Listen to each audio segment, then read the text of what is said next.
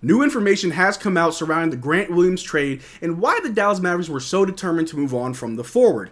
Meanwhile, Kyle Kuzma was almost a Dallas Maverick, a lot closer than what fans had initially thought. How's it going, everybody? My name is Marcel Martin. This is Mavs Digest, bringing you the latest in everything Dallas Mavericks related. But before we get started, 89% of you guys watching these videos are not subscribed. I know the channel just launched just a few days ago, but if you want to stay in the know of what's going on with the Dallas Mavericks, we're dropping videos every day. We're doing game reviews. We're doing player analysis. You don't want to miss anything that we do, so make sure you subscribe. But without further ado, like I was saying in the intro, Grant Williams' truth has been revealed. Now, over the summer, Grant Williams decided to sign in free agency to the Dallas Mavericks. He bought a house out in Dallas. He came over here with just good wing defense. He was able to score, able to do some of the small things, but his defense was what the Dallas Mavericks were looking for. Started the season pretty hot, played really good defense. He was a vocal leader in the locker room, but as the season moved on, he kind of fell out of good graces with the Dallas Mavericks. He fell out of the starting lineup. He was coming off the bench, and it seemed like he was struggling to even produce off the bench, and then towards the end, he kind of got it together until he was inevitably traded to the Charlotte Hornets for P.J. Washington. But new information has been revealed as to why the Dallas Mavericks wanted to move on from Grant Williams. The Dallas Mavericks were determined to part ways with Grant Williams after he rubbed a lot of people the wrong way, per ESPN McMahon. Notably, he also switched his basketball sneakers from Luka's to Tatum's signature shoe. And honestly, if you're a hooper, you know that's just a cardinal sin. You're not going to rock your boy's shoe and instead wear the shoe of your old teammate that you chose to leave. Highly disrespectful, highly petty, and just unprofessional if you ask me. If you're upset with the organization, if you're upset for any reason, because we're not too sure what it is that Grant Williams did to rub people the wrong way. I know when he was in Boston, there were reports that some people found him annoying and weird, and he just didn't really gel well with the team. But on this Dallas Mavericks team, if you don't want to wear Luka's shoe, that's fine. But if you're making a statement, a protest to wear Tatum's shoe instead, yeah, we hear you loud and clear, Grant Williams. You do not want to be a Dallas Maverick, and inevitably, he was traded to the Charlotte Hornets for P.J. Washington. And now, I know not a lot of you guys are high on P.J. Washington. I've been seeing the tweets and how you're not too sold on him playing the center position, even though in his third season, he was listed as a center, small ball, that maybe that's not what we need when we have people like Daniel Gafford or Derrick Lively, who are great centers in their own right. But that's not all that P.J. Washington provides. As we look at the stats here, averaging 13 points, 5 rebounds, 2 assists a game, 44% from the floor, 32% from 3, not too bad. But if we compare him to Grant Williams, obviously this is a huge upgrade.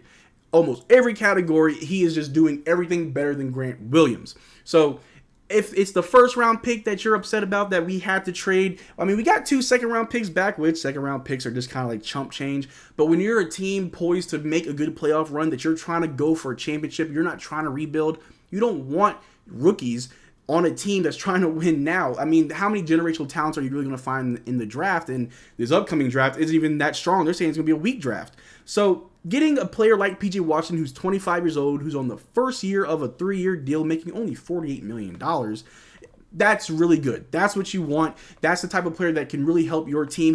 He's close, or maybe he's on the same timeline as someone like Luka Doncic, as well as Daniel Gafford. They're both 25 years old. They're in the start of a 3-year deal, so it's exactly what you need, exactly what you want. And hopefully this Saturday, if Daniel Gafford and P.J. Washington do suit up and play for the Dallas Mavericks, they can show you what they got, and more people will be on board. I mean, P.J. Washington is from Frisco. I mean, he's coming home. I mean, that's definitely a selling point to try to get him to stay longer after this contract. So it can all be a positive for us, especially when we're trying to win a championship. I'm not mad at good acquisitions, especially upgrades like this. A total upgrade, a fleece, if you will, from the Charlotte Hornets, courtesy of Nico Harrison. But you can't be too mad at it. I'm not too mad at it. And hopefully P.J. Washington will impress the fans and everybody can get on board for P.J. Washington. But also, the Dallas Mavericks were linked to Kyle Kuzma, and reports say that the Mavericks almost acquired Kyle Kuzma. I know a few days leading up to the NBA trade deadline, on this channel, we were reporting that Kyle Kuzma and the Dallas Mavericks, they're in talks of a trade with the Washington Wizards, and nothing really solidified. They wanted some first-round picks. The Mavericks didn't want to move any first-round picks. No talks of players involved, but I'm pretty sure a Grant Williams or Rashawn Holmes, as those two players did get traded, might have been included in a package for Kyle Kuzma. But it's also, they may have wanted Josh Green or Jaden Hardy as well, which The Dallas Mavericks do not want to get rid of their young talent. They are going to be paramount for this team moving forward. But Kyle Kuzma is nothing to snuff at. He is a good player in his own right, an NBA champion. He's averaging 21 points, 6 rebounds, 4 assists, shooting 45% from the floor, 33% from 3. Not too bad. I mean, he definitely could have been like that missing piece to build a big three in Dallas.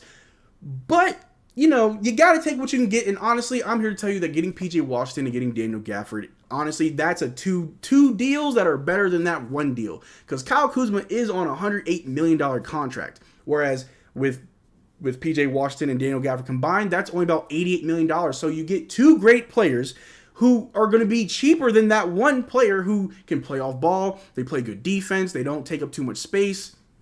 I think it's a good deal. Now, do I think we could have got Daniel Gafford and Kyle Kuzma? I don't believe that could have happened. I think that the Daniel Gafford trade, which happened earlier in the day, was definitely something that the Dallas Mavericks were probably thinking about if they couldn't get Kyle Kuzma for the right price, and they inquired on Daniel Gafford. They said, yeah, send Rashawn Holmes and a pick. Boom, we got it done. Too easy. That's all you want? Got it.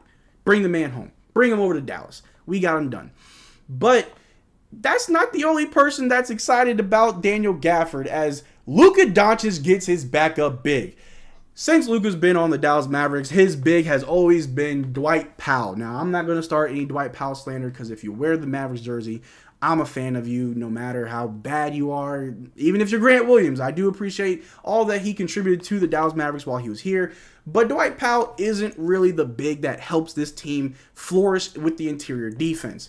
But Daniel Gafford is that player who can help out this Dallas Mavericks team a lot better as a power forward and center. He's 6'10", 234 pounds, 10 points a game, 8 rebounds, 1 assist, shooting 69% from the floor, which is huge. Shooting 70% from the free throw line. You'll love to see it. He's a rim protector who can just bang down low with the guys. And I mean, you gotta love it. You gotta love some good interior defense, some good size. It's really gonna help this team. And a lot of people are saying that he's a backup big. I mean, even Luka Doncic said it himself. Here's a quote right here. Luka Doncic on trade additions of PJ Washington and Daniel Gafford. Luka goes on to say, I think we've got 2 really good players. We had some size to our team. We had a backup center, which I wanted for like 3 years already. So I think both players really going to help us out a lot. Like, that's huge. Like, that's big news. Luka is happy. And there were also reports that Luka actually pulled the trigger on these trades. They asked, hey, Luka, you want this trade to go through? Luka said, yes, do it. I need my backup center. Now, I believe, me personally, I thought Daniel Gafford would be a starter for this team. I think he'd come off the bench. He's older than Derrick Lively, a little bit more experienced. Their production is pretty similar, if not the same, so it feels like one of them is always on the court. But Daniel Gafford off the bench isn't a bad idea either. I know Derrick Lively is a phenomenal player. Rookie of the year in my eyes, and in my heart, I believe he is a rookie of the year. He has been getting hurt this year, but that's just because he doesn't have his NBA body yet. He's banging down low with Joel Embiid and Anthony Davis and Giannis Antetokounmpo. Like, he just isn't ready for that level of physicality where Daniel Gafford, he is ready. But if Daniel Gafford comes off the bench, he's not a true 7-footer. He's 6'10". Derrick Lively's like 7'1". I'm not mad at it either. As long as these guys are bought into the system that Jason Kidd has in place and they truly believe that they can work together to win a championship, come off the bench, Daniel Gafford, and show him what you can do to the other team's second unit. Because I love it. I can't wait to see it. But that's all I got for you guys right now. Thank you for staying this long to the end of the video. Make sure you subscribe so you don't miss a single video that we're dropping back to back. You don't want to miss it. But till then, take care. Peace. Peace.